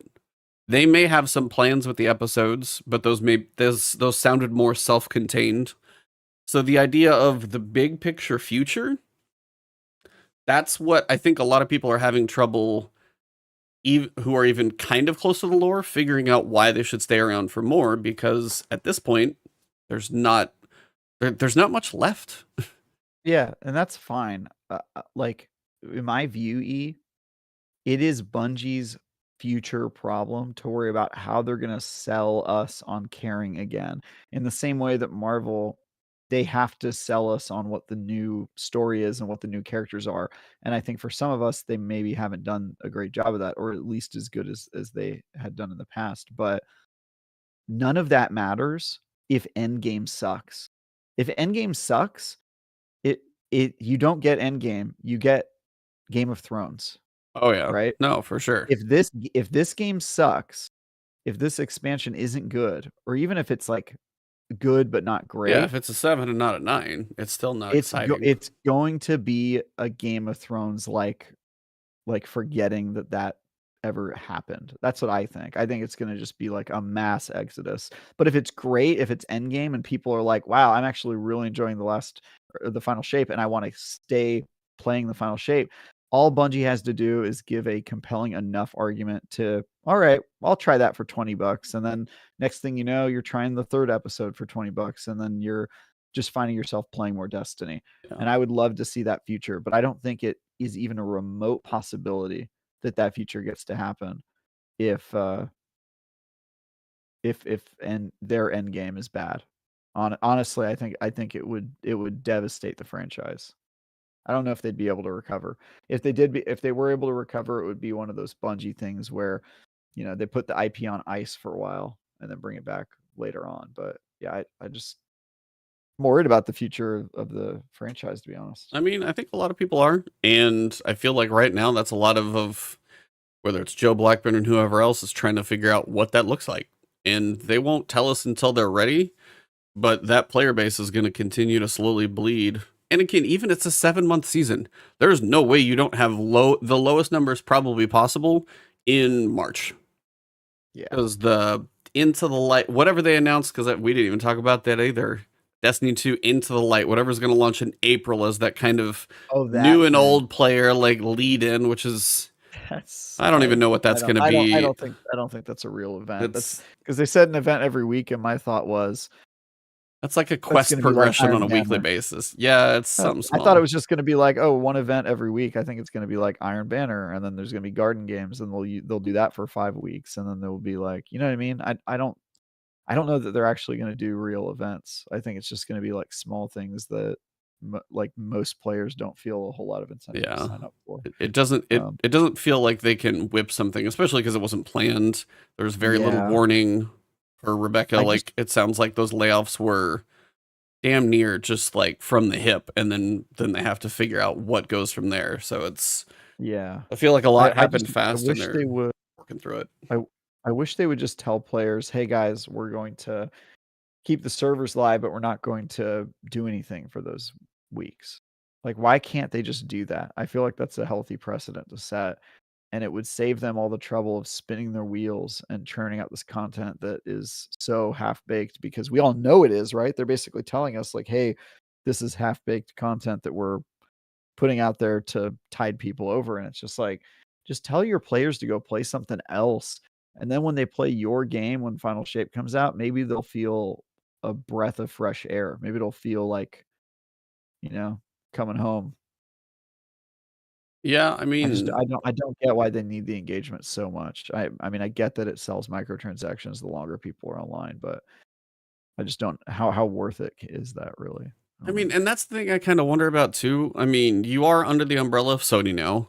Sony does, massive, whether it was what was the Activision leaks they said the budget for God of War and Last of Us 2, that stuff's like $200 million or something like that. They have some cash to work with. The question is what the agreement with Bungie is, if Bungie is hell bent on staying independent as well versus what they're willing to do, but also is can you keep up with I mean, at some point, it does seem like they're fighting against almost the inevitable at this point to not take a break and build something from Yeah. scratch. Like, I mean, they had 3 years to try and put Destiny 1 together. Then that was a nightmare that exploded, and they had to put something together in a year. And then they made Destiny 2, which they made a lot of wrong decisions. And then they've kind of worked on making that better. And we understand the live service at this point. But as you said, it's like, it's got to make sense. They've got to have a reason to keep us going. And the episodes, depending on the scale of what type of team it takes to make an episode, I do wonder if that frees up more people to build something bigger. But more and more people seem to be on board with the idea of a Destiny 3. When I think previously when that came up, like, I don't know, a year or two ago, whenever that discussion seemed to always float its head around and be like, how about a Destiny 3? It's like, before it was like, it doesn't really, it's, yeah, probably not or whatever. But it does feel like at this point, to reinvigorate a player base, the new player experience doesn't ever get much love as No, they well. need it. That's the only way you build back up numbers, because it's just going to be this roller coaster that slowly goes down, and because the momentum will never get shot back into it with anything except a clean slate and a fresh start, I feel.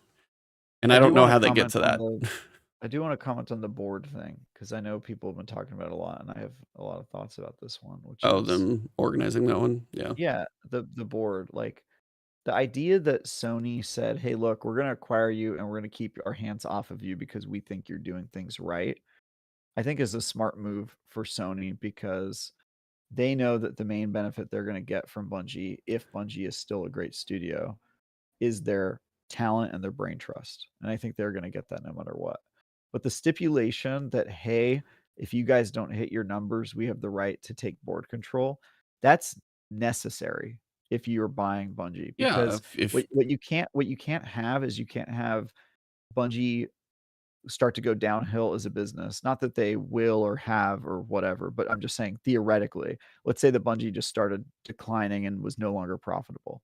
If that were the case, Sony shouldn't be expected to continue to let them to act independently and subsidize their company and fund them and all that.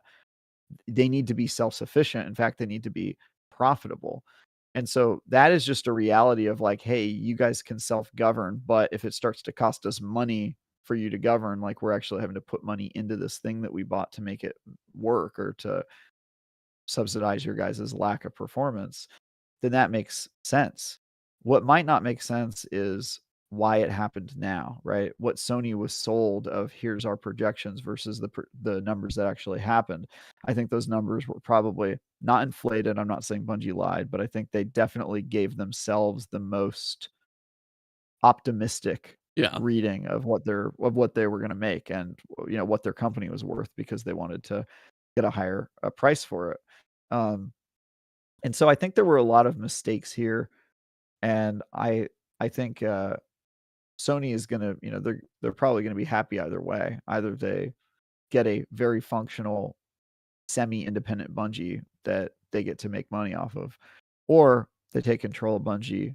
Maybe they scrap it for parts, but certainly they change the way things are working there if they no longer see it as a viable business on its own. So I don't want people painting Sony as a bad guy. I think Sony did a very smart thing acquiring Bungie. I think Bungie made a very stupid deal agreeing to this. And I've been saying that from the beginning, despite everybody disagreeing with me. Yeah, I think there's a business reality to the reason that this happened, and it is unfortunate. But I don't blame Sony. I blame Bungie for these things that happened. I think they got themselves in this pickle. I think they maybe overestimated their projections. I think that they laid people off rather than lowering their own executive salaries, and then said, quote, "We're not that type of company," That was a apparently, when horrible their line employees asked too. about it, which is terrible. So all of that stuff I lay at the feet of Bungie. I'm not a fan of the Sony acquisition, but I don't blame Sony for it. I think Sony's acting in their own interests, as they should. I just think Bungie is this was never the right call for them based on what they told us they wanted. They told us they wanted to be an independent company, and it's also not what they should have done based on everything we know about Bungie's culture, which is that they do not fit with large corporate masters, and that's just not how their culture works. And so, if you'd asked me, is this good for the shareholders that own Bungie stock and all that? Yeah, of course it's good for them. There's obvious reason why they sold. They got an offer that was too good. Yeah. And it looked great because they thought they were going to keep their independence long term. But I just think that they gave up a lot for it, and I think they're starting to pay the price for that now. And so I don't blame PlayStation at all. I just want to say that because I've been seeing a lot of hate on Sony and being like, "Oh, this is the beginning of the end." Yeah, that's But pure business on their end to say we're it's not. business on their end. They're being smart, and I just think I think Bungie made a big mistake giving away their independence that they fought so hard for multiple Yeah, times. well, it's So like they've done it, countless times now. yeah. It seems like, but also it's the point of to where it does feel like more and more from Rebecca Valentine, from the previous stuff that we saw, that there does seem to be more of a division in the developer level versus the true executive C-suite that you want it, versus what their goals are, what the feedback is, what they're listening to. And that's where it's hard to kind of decipher all the details, because of course we won't ever know because we're not there. But it's just more little nuggets you see from people who are no longer at the company. They're willing to put an emoji on a tweet or something like that to kind of reinforce things that kind of go along with the line that, hey, here's the stuff that we should be doing, or here's this feedback. And it's just the feedback falling on deaf ears is weird when it does feel like that feedback is how, you would help your player base maintain or grow or build good favor back with them. And again, the starter pack was a prime example of they're not listening to that kind of stuff. And yeah, it's like at this point, Bungie is shooting themselves a little bit, and Sony's not going to just sit there and watch somebody, watch the ship go down and just let it drag them down lower just as being like negative profit. It's like at some point be like, all right, you come up, we're going to put a new coat of paint on you. You're going to attach you to us officially now. We're going to figure out what goes on over here, because they have to. They can't just sit there and watch it, go down forever. Yeah. And that's exactly as you said. That's the business decision to say, we're going to spend 3.6 billion, but you're not just going to have free reign to do whatever the hell you want forever if you don't have good ideas. And that's a smart call on them. But also it seems like the choices from Bungie have been, the monetization more and more. It's like, should we read that far back that they were worried financially about their own independence? And that's why the rumor of, if Sony didn't buy them out, they could have been in financial trouble because I of don't really buy that. I wonder the facts on. But they raised so much money the year before. They're building a new campus, all this stuff. That's why it's people were so interested weird. in that. And Witch Queen was really good. It's not weird that they sold. If your entire point of starting a business and becoming a It's shareholder to get is bought. to Yeah. one day cash out, and so they Yeah. got a price that was much better than I think that anybody of them were expecting. It is almost in your fiduciary like responsibility to just say yes to a deal like that. Like Yeah. that's why you become an entrepreneur, right? So I get that. I get the business part of it. What I think is completely lost on this is like the fact that no one when this happened pointed out that this isn't what Bungie does or who they are, like at a culture level. If you understand the company and the things that they want to accomplish, the things that they told us they wanted to accomplish when they Right. became independent for the second, third time. um I just it really it just really disappoints me. I mean, I was heartbroken when that happened. And so I'm not surprised any of this happened. Frankly, I think even if they did hit their money goals, all the revenue was, and they were making money forever, hand over fist, I still think that eventually Sony would effectively be in the driver's seat because keeping that independent culture, it's easy at first when you just learn you get acquired and they're a foreign Yeah. entity. But once they're your HR people and more people from them, or they're publishing your game and all this other stuff, eventually those cultures just melt into one thing, and you think of yourself as being on the same team as them. And I know that because I worked in acquisitions. That's kind of by design how things work. And so I think that this was going to happen either way.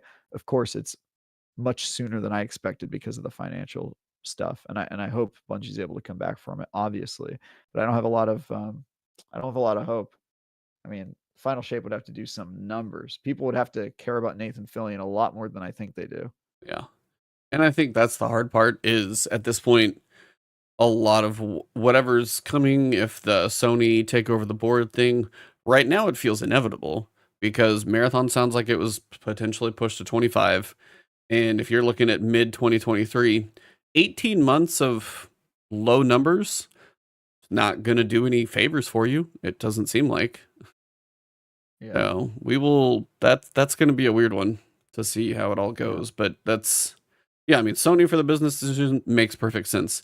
I just wonder at one point when, you know, I don't know. I know they're a business and their goal is to make money out of the game, but I do feel like they have lost touch in what that has done to Destiny as a franchise, as the monetization is everywhere, the new player. I feel like there are, like, Joe plays, and I think Joe is not even at the point to where he's probably in a really tough spot because he's still reporting to like the Bungie execs above him that are like Yeah.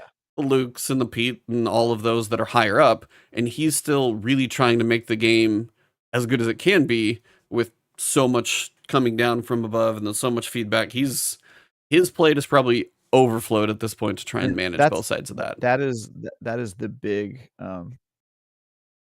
dilemma of every creator in the space, is that some creative mediums, the artist can own and operate the business, but with video games, it's so tech heavy, it's so expensive. You have to have so much capital to make it done that like you have to join yourself with business people who know about money and know about making money. And sometimes those business people make bad decisions, or they override the underlying reason that you're trying to create that art in the first place. Or in this particular case, you lay off people and then say that you're not that type of company when asked if you would cut your own pay instead. And I just think that it's a delicate balancing act. And I think there's advantages to having business people in your org telling you, hey, don't let perfect be the enemy of good.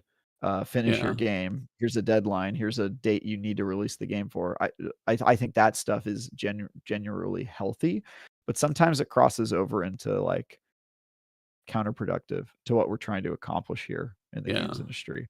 Well, yeah, like, And I think we definitely got there with this acquisition. I think it's becoming less and less about the game and more about Bungie's story and their future and their knowledge as a live service company, and who's going to make money off of their IPs. And it's less and less about the IPs themselves and what Bungie's trying to build. And that's why I get so bummed out when I talk about this. You probably can hear it in my voice, but I have a very personal relationship with Bungie. I have friends there. I've been at their yeah. office, you know, dozens of times over the last decade and longer. Halo is my favorite game. So I just have a really long history with this, and it sucks to see them where they're at right now. Just bums me out, man. Yeah, that's 100% fair. And yeah, it's like you do hope at some point these articles stop coming out.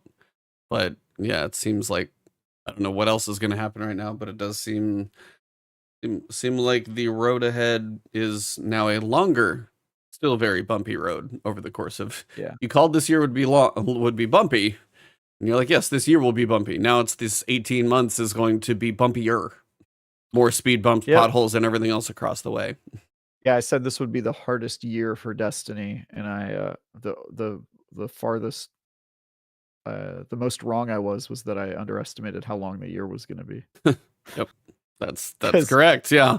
Which, yeah, I mean, it was. You got the hard part right. You just didn't get the year right, and you're like, oh, it's shorter. No, it's longer. Oh, good. It's a longer year. Yeah. I mean, I think we kind of knew that this was going to get delayed, right? I mean, it seemed. I felt like after Nightfall, and yeah, I don't know why anybody who works on Destiny thinks that it only takes 12 months to make an expansion. It just clearly doesn't. If you look at their most successful expansions, the ones that have taken a longer time and gotten delayed, and I'm sure it's one of those things probably where you've got people in suits telling creatives that they need to get it done in a year.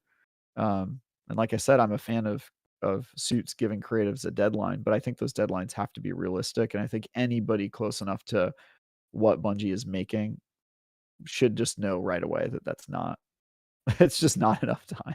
12 months is crazy. No, I mean, Shadowkeep and onward, they've all been delayed a little bit more each time. 1 month, 2 months, 3 months, 3 months. Like, everything seems to be that way. Was Nightfall the one that was like on track? Nightfall hit its year. That's the only one, and obviously we know how that went. So exactly, because that one had to hit that year, right? Although now I bet you they're wishing that they had delayed Nightfall and made it a little better, because now it's sort of not even the Band-Aid it was supposed to be. Correct. It almost almost hurt trying to force that one out. But if it had come out a little later, it would have been closer to the middle mark. You know what I mean? Yep. Now it ends up looking like they released it too early, because it's like, yeah, it's kind of silly. As Fast as Chicken says, no, Mike, Destiny or no Destiny, I hope the last word will continue to discuss other games. Don't end up like Fire Team chat. Would hate to not have these campfire chats. We're not planning on going anywhere. Trust me, there always seems to be stuff in the world of gaming to talk about, and we all enjoy our games. So I'll be doing them for as long as I can keep these couple more and some guests coming through, and it's gonna be I'll be gaming for the better part of the rest of my life, so I don't see that changing for a while, and I'm happy to talk about it as long as we can. That's kind of my thoughts on it, because I like these two guys, and we have some fun guests every so often, so it's good times in here. But I think that's probably a good place to wrap this one up. I don't know how much. Yeah, I think we've probably covered everything we depressingly need to for about a week and a half. Cog will be back next week. We'll talk about the Game Awards, get his thoughts on everything. Next week starts the Dawning. Week after is the Exotic Quest to be rumored. I think at this point we've got a little bit of a road ahead, and then they're probably their typical holiday break will happen after that. So we might be off for Christmas or New Year's or one of those, depending on who's traveling and what. But for now, we will be back next week with plenty to talk about, I'm sure. Grand Theft Auto trailer, also very pretty. Oh, I didn't get to talk about that, but that is unbelievable. I don't know what dark deity they are sacrificing blood to get their tech where it is, but I guess that's what $2 billion budget and unlimited time and money resources will get you. But I mean, they've printed... I'm absolutely blown away by everything I've seen in that, and then the fact that former devs at Rockstar who quit or got let go are saying that the game is actually going to look like that. Like, they're not even, No, that's not, bitter about it. I mean, it's crazy. I'm completely, I love Grand Theft Auto, and it's the Grand Theft Auto 5 was such an awesome game. I just can't imagine this game actually being as good as it looks just from that early trailer. Also, the male protagonist is a cop. Come on, guys. Undercover cop. Obvious. It's a Fast and Furious story. Well, it should be. Yeah, I mean, the animations, the world, just the lighting. I mean, they're doing, as you said, $1 billion budget, and they've printed money for 10 years, so they can take the time to build whatever they want. 2 billion. I'm sorry. Still Yeah, gonna it's have a the $2 billion budget. biggest budget for probably any piece of entertainment ever, I would They imagine. can afford it though. They've got FU money, dude. They can just literally, they can spend that much money because I think it was, they made, was it $850 million or was it $850 million Something in, like, on the first day of Grand Theft Auto. Grand Theft Auto 5. Yeah. And it's been in the top. It's been in the top 10 of NPD off and on Yeah. for a decade. Like, it continues to make them money and has. I think it's like the third best-selling game or second best-selling game of all time. And then whatever people do with Grand Theft Auto Online and Shark Cards. I mean, they've, as you said, they've got enough money to wipe their butt with hundreds constantly, and they still get to make a game with a $2 billion budget. So, no, I think they'll be fine. I'm very curious. It is weird for me to tease something 18 months out or however far it's going to be, but yeah, that's where it begins. Probably more. I don't think Rockstar has ever released a game on time. Yeah. So I would be surprised what was the fiscal? It was supposed to be in fiscal year 24, which would end March 31st of 25. To get it out in Q1 of 25 would, I guess, surprise me a little bit, but we'll see. Well, now it just says 2025. Oh, I know. I mean, they could do that in December 1st, and it doesn't matter when that game comes out. It'll be Christmas 2026. Yeah, there you go. For sure. Yeah. All right, everybody. Travis, you got anything else before we go? Look for your upcoming reviews or thoughts on Look IGN. for my Anacrusis review, should be live like today or early tomorrow. And then look for my coverage of the Game Awards tonight, which I'm going to be starting right after this call. Nice. Same with me. I'll be doing Destiny stuff. Probably some Lego Fortnite. Might see if I actually put together a video on that one. And yeah, you guys know where to find me streaming and Twitter and right here on YouTube and Twitch. Thank you guys for this episode. For the two of us, Cog will be back next week. But for now, you can go watch LordCognito on Iron Lord's podcast YouTube channel or catch him here next week. But for this episode, it has been The last word.